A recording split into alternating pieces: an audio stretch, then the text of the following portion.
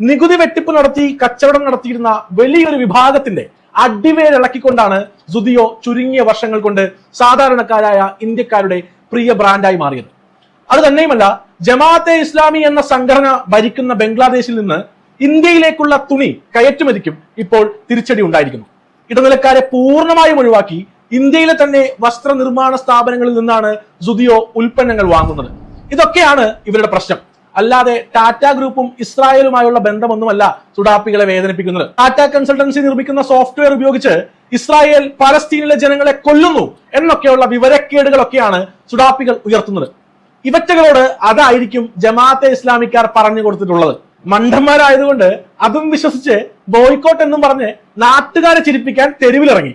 ഇനിയിപ്പോൾ പലസ്തീനികളോട് ഇവിടുത്തെ സുഡാപ്പികൾക്ക് വലിയ അനുകമ്പയാണെങ്കിൽ ഹമാസ് തീവ്രവാദികളോട് ഇസ്രായേലിൽ നിന്ന് കടത്തിക്കൊണ്ടു പോകുന്ന ബന്ദികളെ വിട്ടുകൊടുക്കാൻ പറഞ്ഞാൽ പോരെ?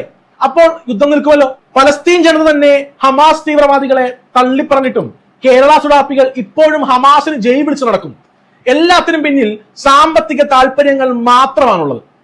ടാറ്റ ഗ്രൂപ്പിനോടുള്ള ഇന്ത്യൻ ജനതയുടെ ആത്മബന്ധം സുഡാപ്പികൾക്ക് അറിയില്ലല്ലോ. ഒരു പരസ്യവും നൽകാതെ മികച്ച സർവീസും ഉൽപ്പന്നങ്ങളും തുച്ഛമായ വിലയിൽ നൽകിയാണ് സുദിയോ നഗരങ്ങളിലെയും ഗ്രാമങ്ങളിലെയും സാധാരണക്കാരുടെ ഹൃദയം കവർന്നത്. സുദിയോയ്ക്ക് സുഡാപ്പികൾ നൽകിയ പരസ്യത്തിന് നന്ദി. ടാറ്റ ഗ്രൂപ്പിന്റെ ബ്രാൻഡാണെന്നറിയുമ്പോൾ കൂടുതൽ ആളുകൾ സുദിയോയിലേക്ക് എത്തുമെന്നുറപ്പാണ്. പരസ്യമൊന്നും ഇല്ലാത്തത് കൊണ്ട് പലരും ഇതൊന്നും അറിഞ്ഞിരുന്നില്ല.